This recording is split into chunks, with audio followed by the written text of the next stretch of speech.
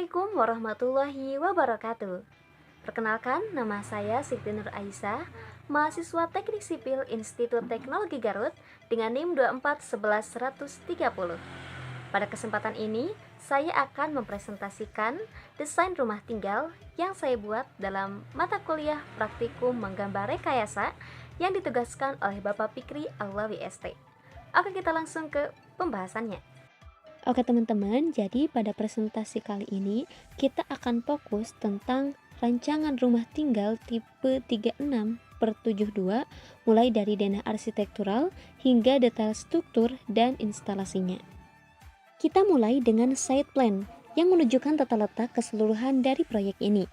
Site plan memberikan kita gambaran lokasi bangunan di dalam lahan, orientasi terhadap jalan utama, serta batas-batas tanah. Nah, di sini lokasi proyeknya berada di kawasan pemukiman dengan akses jalan utama Bendei. Selanjutnya, denah rumah tipe 36/72 dengan luas bangunan 36 meter persegi dan luas tanah 72 meter persegi. Rumah ini memiliki layout yang efisien, terdiri dari ruang tamu, 2 kamar tidur, 1 kamar mandi, dan dapur. Di bagian luar terdapat ada cuci jemur, teras, carport, halaman belakang, serta kolam ikan yang menambah kenyamanan rumah. Desainnya fungsional untuk keluarga kecil, memaksimalkan setiap ruang agar nyaman dan praktis. Selanjutnya, tampak depan, belakang, kanan, dan kiri. Tampak depan memperlihatkan fasad utama rumah dengan desain modern minimalis yang sederhana. Tampak depan diberi sentuhan batu alam agar terlihat lebih natural. Tampak belakang dan samping kanan kiri melengkapi gambar 3 dimensi yang memberikan kita visualisasi lengkap tentang eksterior rumah. Selanjutnya, potongan A dan potongan B. Untuk memahami struktur internal, kita punya potongan A dan potongan B. Potongan ini adalah irisan vertikal yang memperlihatkan struktur di dalamnya, termasuk tinggi lantai ke langit-langit, ketinggian atap, serta hubungan antara pondasi dan struktur atas. Nah, ini sangat penting untuk detail konstruksi. Selanjutnya, denah dan detail kusen, pintu, dan jendela. Slide ini fokus pada penempatan dan detail kusen, pintu, dan jendela.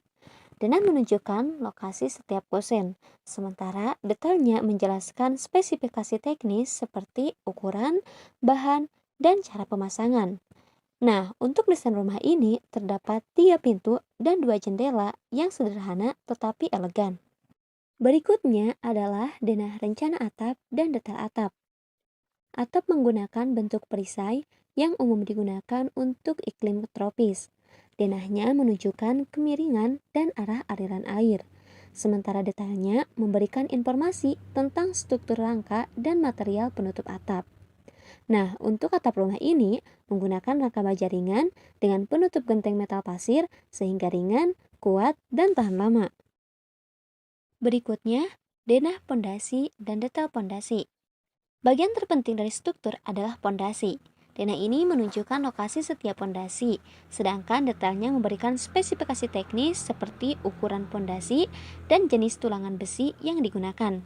Pondasi yang kuat memastikan bangunan stabil dan aman. Berikutnya, denah slope, kolom, balok lintel, dan ring balok. Slope berfungsi mengikat pondasi.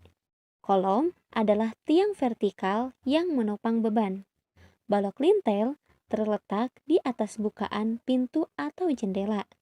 Ring balok berada di puncak dinding, mengikat seluruh struktur bangunan menjadi satu kesatuan yang kokoh.